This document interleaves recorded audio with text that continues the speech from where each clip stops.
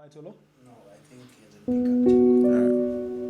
actually. Like sometimes it's just like you have to like really just do things that are right, even if it goes against whatever it is you stand for. Yeah, I mean, of course. I know, and it's about time they know what's truth and what's not, you know. So, What were you saying? dear Mr. President, so I figured you didn't get my first letter. I mean, in between your business meetings, your national addresses, and your family gatherings, it would appear my letter was not on your agenda. Like most of your promises, it must have gotten lost in the mail. I guess then you'd have to blame the medium used, then eventually the sender. See, I find it amazing how you spare time to visit a baby born on Christmas, but won't spare a minute to listen to a word I have to say. I mean, maybe I'm just saying it to the wrong person. Dear Hagainde Hijilama, dear Nervous Mumba, or Kambwili, Hari Kalawa, let's say Milupi, dear Chanda or Banda or Sevia Chishimba or Tilienji Kaunda, dear Peter Sinkamba, dear Maxwell Mwamba, scratch that. Dear all presidential candidates, see, I for one am disgusted by these politricks you call politics. I mean, does it ever occur to you that we deserve leaders and not politicians? Where do you get the notion that leadership has to do with the presidency? I mean, look around you.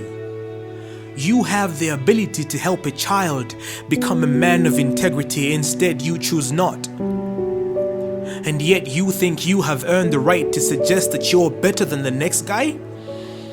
Ironically, you use the same methods he used to try and convince the general public, the uneducated general public, while you offer political affiliations with benefits to the educated, ambitious, and in need of pocket change.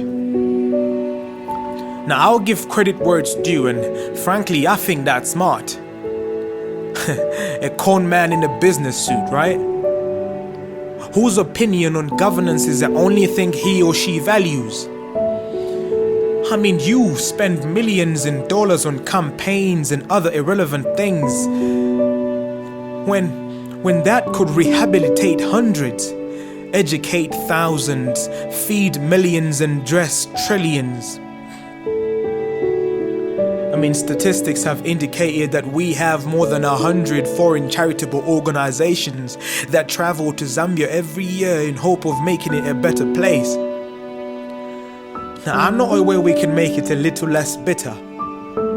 At this stage, I think it's pointless to fix the economy or create jobs, build proper infrastructure or nice roads.